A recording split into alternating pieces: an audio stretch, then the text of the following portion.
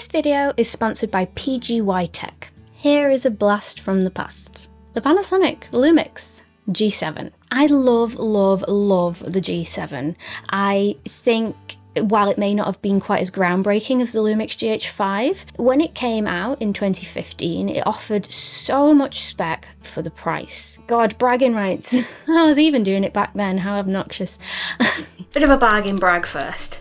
I bought this camera body only off display for $199. The lens had been stolen off display and the sensor had been all naked for a little while, so I got a really good discount. I would wager, just like young Emily, the G7 made a lot of people fall in love with the Micro Four Thirds platform. It was one of the very first cameras to offer 4K recording under £1,000 when it came out. I shot many a YouTube video with it. Most of them were even in focus. Audio and lighting check. My face looks a little bit ghosty.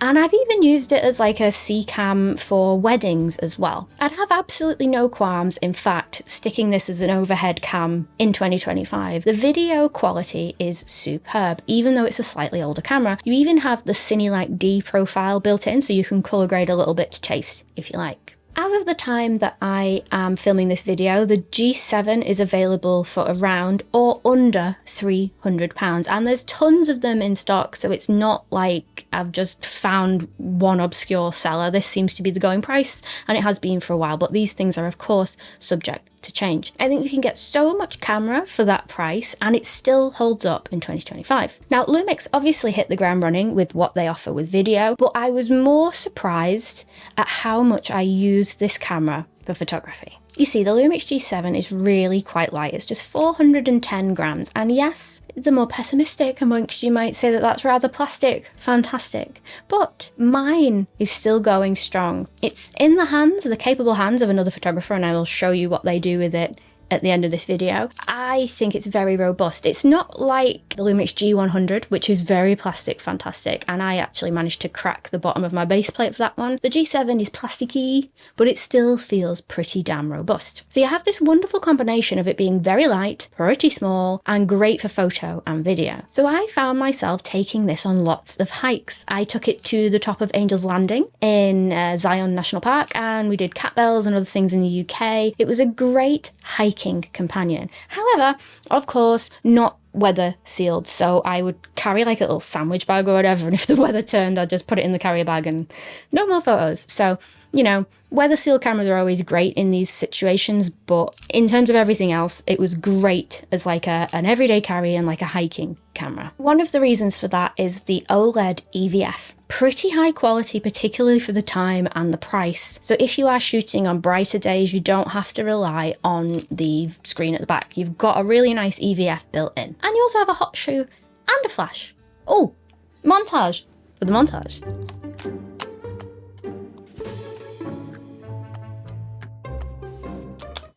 Love it. And back in the day, I smuggled this into a gig or two and got some good photos and some good video. I think the UK has cracked down on that a little bit now, unfortunately, but I could pair that with the Lumix 35-100 and it looked pretty small. And I got away with murder with that. I got it in loads of places. So I watched my initial videos back. I'm feeling quite nostalgic as I'm about to hit 100,000 subscribers somehow. Mental, thank you to each and every one of you. Watching some of my very first videos, which happened to be either about this camera or filmed on this camera, was so nostalgic. Like, the Lumix G7 has 4K photo mode, and back in the day that was super innovative. It allowed you to take like JPEGs from video. So on very cheap cameras, you could basically do 30 frames a second and then pull out JPEGs from the video. I mean, it's quite antiquated now, I suppose, because burst modes have gotten so good, but back in the day it blew Emily's little mind. And look at the creative things I did. Could you imagine like teleporting like a G9 II back in time and showing her? I think my head would have exploded. I'm just gonna grab it again. While this camera is pretty small, it has a very nice grip. Really nice grip, and I love that it's laid out more or less like the bigger cameras like the GH5 and the G9 II, and well, all of them. They're all very similar. And one thing that I really value is having the two dials, front and back dials, to change your settings, and of course the autofocus thumb thing here. Because 2015 Lumix cameras means we do have contrast-based autofocus. And while this is very, very good for video, the focus would sometimes hunt. And so the best practice is get your focus, lock your focus with just one slide of your thumb, and then you know that you've got the shot ready. It can enable you to do like shots like this, for example, which is out of my lovely workshop, which is called A Photographer's Guide to Video. There's certain shots that I love that I do all the time. Manual focus, and then I go behind the wall or whatever it may be, and then I reveal. Unfortunately, the Lumix G7 doesn't have IBIS built in, so no built-in stabilization. However, the great thing about Lumix stock lenses and their zoom lenses is almost all of them, even the teeny tiny pancake ones, have stabilization built in. So if you pair this with an appropriate lens, you will get good enough stabilization for video and photo. If you would like to get a similar camera that does have IBIS, then you could look at the G85, which has a very similar spec, but it does have IBIS and is weather sealed. It's the one that my dad uses in all of our photography nerdy holidays. And then if you wanted stabilization but you do lose the mic input and the flippy screen, you could look at the GX825, which is also very nice. So while it is a little bit chunkier than most everyday carry cameras that I talk about, it does tick a lot of my personal checklist for an everyday carry. It's light, it has an EVF, it has a flippy screen, it does have video features and a mic input. It does also have a mechanical shutter as well, so we don't have to worry about banding in any of our photos. It's really just missing a few more robust customizable JPEGs, though it does have the expressive preset that I really like in the LX100, to be fair, and IBIS and weather sealing would be the cherry on top.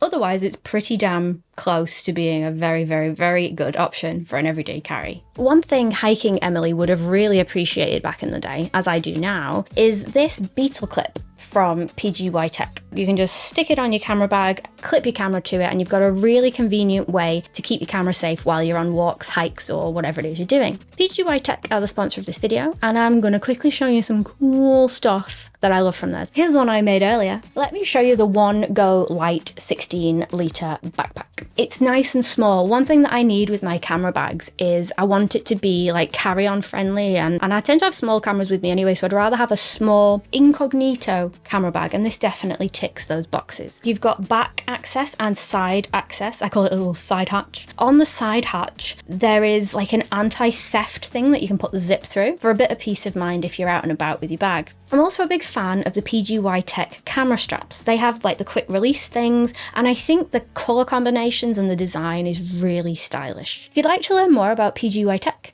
check out the link in the description. I've been a fan for a while, so consider me fangirling.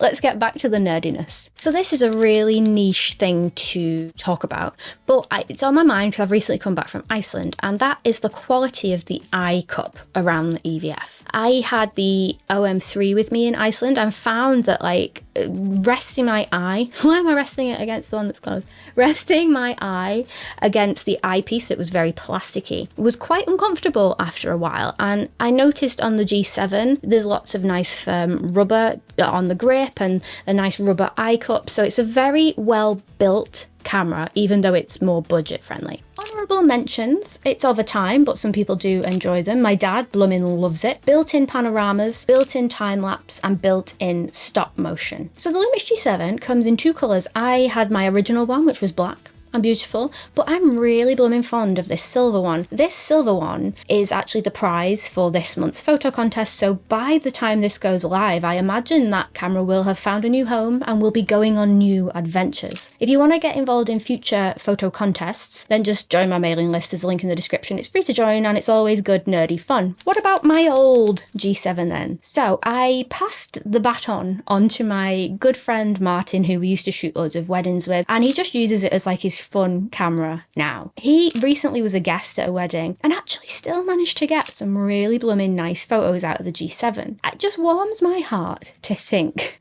that the G7 that I originally bought for like 200 quid off display because someone stole the lens and it was going to get written off, and I was like, I shall take it. 200 quid 8 years ago. I took it up Angel's Landing in the dust and the rainstorms and climbing, and I started this YouTube channel with it, and now it's still kicking, still getting really nice photographs in 2025. I love it. Oh, he also wanted me to mention that while there were many, many hits during this wedding when he was a guest, there were many, many misses because such is contrast based. He tried to get a group photo by sticking it on a tripod, and the autofocus was like, nah, have you seen these leaves in the background? That's much cooler than these people.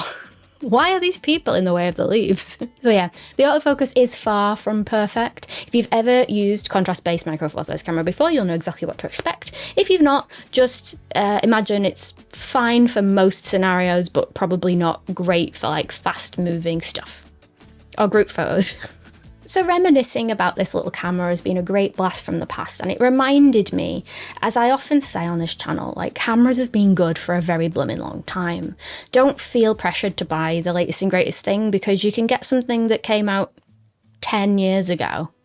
10 years ago, and it's still kicking butt. And I'm going to tell you a fun little story about what happened last night. I went to see Tim Minchin. He's a comedian and a musician, and I promise this is relevant, and he is semi-relevant. He introduced his band, and his guitarist was amazing. They've been working together for like 30 years or something, and Tim sort of shouted, he was like, show them the back of your guitar, and the guitarist lifted up this white guitar, and on the back, the middle of the guitar was green, and Tim explained that 30 years ago, this guitarist with not much money bought this guitar for $180, and he didn't like the green colour, so he just painted it white and ran out of paint at the back.